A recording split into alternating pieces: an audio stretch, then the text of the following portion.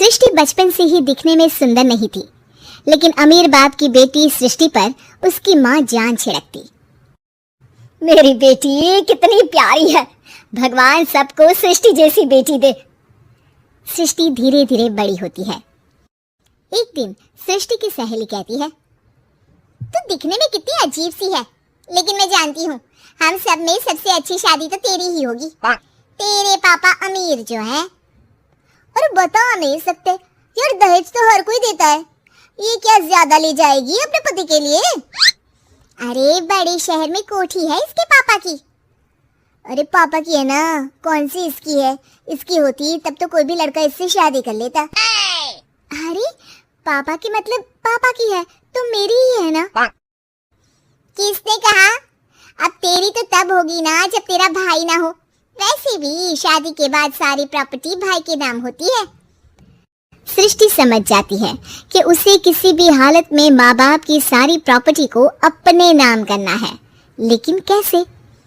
एक दिन सृष्टि का भाई शीनू कहता है, बहन क्या कर रही है? तुझसे एक बात करनी है। अरे हाँ हाँ करना, मैं तो तेरी बहन हूँ। बहन मेरी लाइफ में ना एक लड़की है, बहुत अच्छी है। मैं सोच रहा हूँ माँ और पापा से बात करूँ शादी के लिए। सृष्टि को समझ में आ जाता है कि भाई की शादी होते ही भाभी उसे एक दिन भी घर में बर्दाश्त नहीं करेगी। क्या बात है भाई, बताना कौन है वो? यार वो बहुत अच्छी लड़की है, पढ़ी लिखी है, मेरे साथ जॉब भी करती है।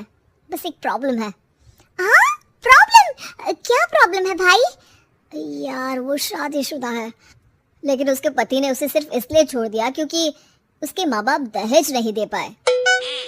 सृष्टि ये सुनकर न जाने क्यों खुश हो जाती है।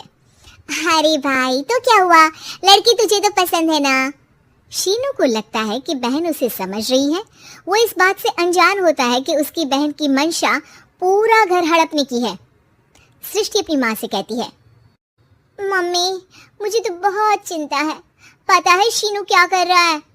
अरे क्या कर रहा है, वो तो काम पर जाता है और वापस घर आता है। नहीं ना माँ, वो यही तो नहीं कर रहा, बाकी सब कर रहा है। आपको पता है उससे प्यार है, और वो भी एक शादीशुदा लड़की से। ये क्या हो गया, मैं सोसाइटी में क्या मुंह दिखाऊंगी? अरे तेरे पापा तो यही कहेंगे कि मैंने ही उसे बिगाड़ दिया है। माँ देखो मेरी बात मानो, पापा पर भी विश्वास करने की जरूरत नहीं है। अब आप ही बताओ, पापा इतनी देर घर के बाहर रहते हैं क्यों? बोलो। अरे बेटा वो तो नौकरी करते हैं ना। तू बहुत भोली है माँ, पापा का ऑफिस तो 7 बजे खत्म हो जाता है, लेकिन देखो कितनी देर से आते हैं। अरे नहीं नहीं बेटा, ऐसी कोई बात नहीं है।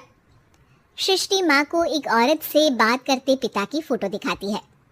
देखो माँ कैसे हैं पापा, मैं ना कहती थी कि पापा सही नहीं है। मैं तेरे पापा से बात करूंगी, दे फोटो मुझे। ओ माँ वो तो डिलीट हो गई।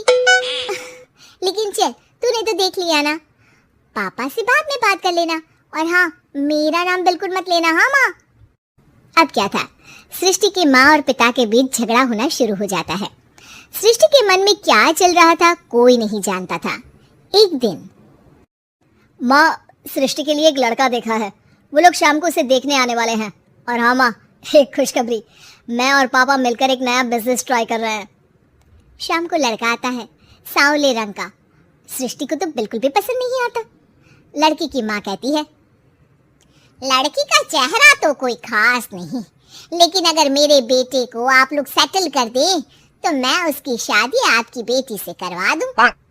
सृष्टि को लड़का बिल्कुल पसंद नहीं था, उसे भाई पर गुस्सा आ जाता है। लड़के वालों के जाने के बाद कहती है, माँ देखा शीनू मेरे लिए कैसा लड़का लेकर आया, न दिखाने लायक न सुनने लायक, सेटल भी नहीं, वो भी हम करे। अरे माँ मैं जानती हूँ ये मेरी शादी किसी भी घर में क्यों करवाना चाहता है। अरे कैसी बात कर रही है बहन, तूने तो देखा ना, लड़के को मैंने ही मना कर दिया तुझसे शादी के लिए। जिसने लड़का बताया था उसने उसकी बहुत तारीफ की थी। बात आई गई हो जाती है, लेकिन सृष्टि का मन शांत नहीं होता। क्या करूं कुछ समझ में नहीं आ रहा। मेरी शादी हो गई तो ये लोग पूरी प्रॉपर्टी शीनू के नाम कर देंगे, मेरे हाथ तो कुछ लगेगा ही नहीं। तभी सृष्टि को आइडिया आता है। वो किसी वकील को फोन करती है। जी देखिए, अगर आपके मम्मी पापा का तलाक हो जाता है तो आपके पिता की आधी प्रॉपर्टी आपकी माँ के नाम हो जाएगी, फिर उसे वो किसी को भी दे सकती है। सृष्टि अब माँ को बेटे के खिलाफ भरती है। माँ, शीनू पर नजर रखा करो, वो जिस लड़की के प्यार में है ना वो शादीशुदा है। यहाँ आएगी, सारा पैसा रुपया जमीन जायदाद सब हड़प लेगी। पापा का भी हाल तुमसे छुपा नहीं है। ऐसा ना हो कि मैं और आप एक दिन सड़क पर भीख मांगे। हे भगवान, मैं तो जीते जी मर जाऊंगी अगर ऐसा हो गया तो। ऐसा हो गया नहीं माँ, ऐसा ही होगा। अभी समय है, आगे का सोच लो। मैं तो कहती हूँ पापा से आधी प्रॉपर्टी लेकर अलग हो जाओ। पापा की आधी प्रॉपर्टी भी हम लोगों को अगर मिल जाती है ना तो अगले 7 जन्म सफल समझो। बेचारी माँ बेटी के कहने पर पति से तलाक लेकर अलग हो जाती है। सृष्टि अब पैसों से गाड़ी और अपने दूसरे महंगे शौक पूरे करने लगी। उसके दोस्त भी उसके पैसे इस्तेमाल करते। सृष्टि, कल तुम कहाँ थी? मैं सारा दिन घर पर अकेली थी। तो मैं क्या करूं? मैंने ठेका तो नहीं लिया है ना तुम्हें संभालने का। माँ को सृष्टि से ये उम्मीद नहीं थी। वो बैठकर रोने लगती है। वहीं उसका पति यानी कि सृष्टि के पिता आ जाते हैं। मैं जानता था कि तुम्हारा यही हाल होगा, तो आपने मुझे रोका क्यों नहीं? मैं रोकता तो तुम रुकती क्या? सृष्टि के कहने पर तुमने मुझ पर अपने बेटे पर शक किया, लेकिन तुम ये भूल गई कि कैसे हम दोनों ने मिलकर जीवन में इतना सब खड़ा किया। माँ पति के गले लग जाती है। मुझे माफ कर दीजिए, मैंने आपकी कमाई का एक बड़ा हिस्सा गवा दिया। कोई बात नहीं, तुम साथ हो तो मैं ऐसी 7 प्रॉपर्टी खड़ी कर दूंगा।